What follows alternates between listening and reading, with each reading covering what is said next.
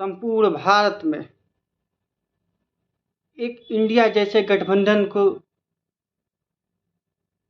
समूचे विपक्ष ने मिलकर भारतीय जनता पार्टी को हराने की बात कही थी और इसकी मीटिंग बिहार, बेंगलोर और मुंबई जैसे प्रदेशों में होता है। इस मीटिंग में यह होता है कि हर एक चुनाव, लोकसभा, विधानसभा के चुनाव जो भी हो, उसे मिलकर हम लोग भारतीय जनता पार्टी को हराएंगे। इस बातों पर सहमति बनती है साथियों।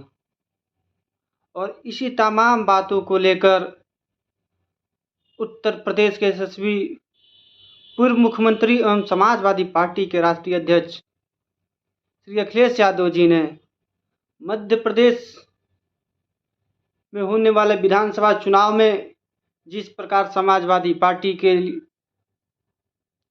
लिए सीट मांग रहे थे कांग्रेस से, कांग्रेस ने यह साबित करने के काम किया कि यदि भारतीय जनता पार्टी और कांग्रेस में कोई फर्क नहीं है। जहाँ जहाँ कांग्रेस मजबूत है, जहाँ जहाँ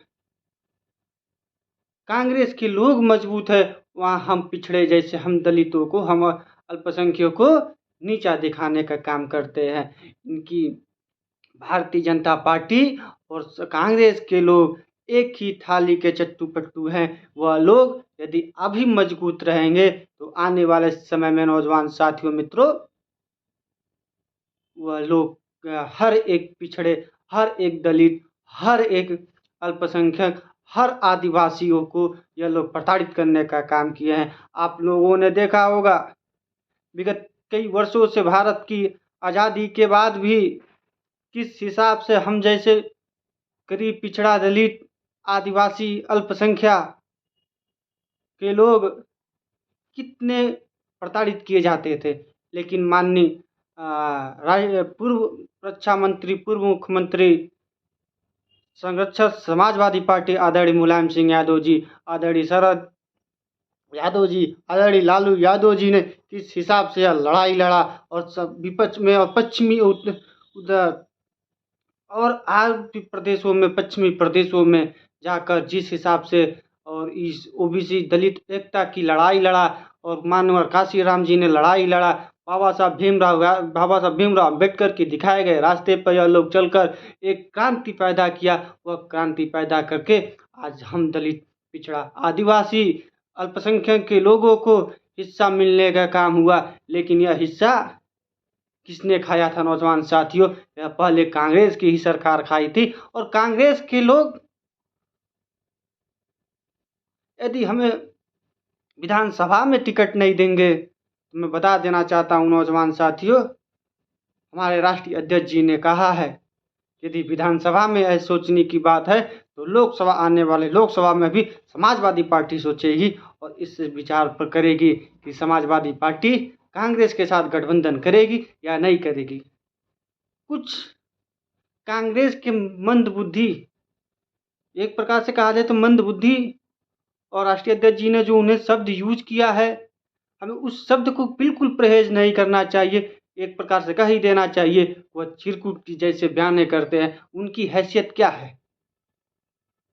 कांग्रेस में, उनकी हैसियत क्या? और हमारे राष्ट्रीय अध्यक्ष श्री अखिलेश यादव जी को वह हैसियत नहीं है कि हमारे राष्ट्रीय अध्यक्ष श्री अखिलेश यादव जी के सामने बैठे, सामने उनके विचार रखे। ऐसे बता देना चाहते हैं साथियों, दलित, पिछड़ और नौजवान साथियों, कि आने वाले समय में हम लोग संघर्ष किया जाएगा, लोकतंत्र की रक्षा किया जाएगा। उसके लिए चाहे कांग्रेस हो, चाहे भारतीय जनता पार्टी हो, किसी की भी सरकार हो, उसके लिए हमें लड़ने की आवश्यकता है और लड़ेंगे, जीतेंगे। बाबा साहब भीमराव अम्बेडकर ने कहा था कि अपनी हक की लड़ाई लड़ना सबसे बड़ी जरूरी होता है।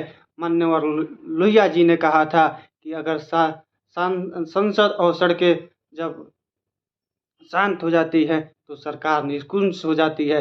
उसी हिसाब से आज सरकार और कांग्रेस के लोगों ने जिस हिसाब से हमें और आपको लुभाने का काम किया, आज आप देख रहे होंगे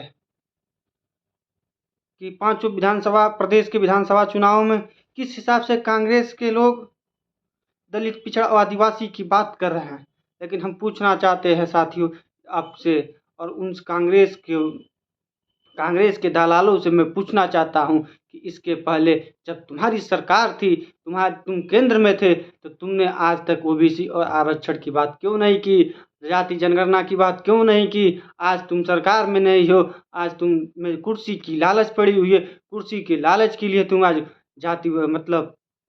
जाति जनगणना याद आ गई। इसके पहले तो तुम केंद्र में थे, इसके पहले तुम प्रदेश में थे, क्यों नहीं जाति जनगणना की बातें की, क्यों नहीं तुम आदिवासी पिछड़ा दलित अल्पसंख्यकों की बात की। नहीं साथियों, यह लोग लुभाने का काम कर रहे हैं। इसी सब बाड़ियों के साथ अपनी बाड़ी को विराम दूंगा। जय हिंद, जय भीम, जय समाजवाद। समाजवादी पार्टी जिंदाबाद, आदरणीय सर अखिलेश यादव जिंदाबाद।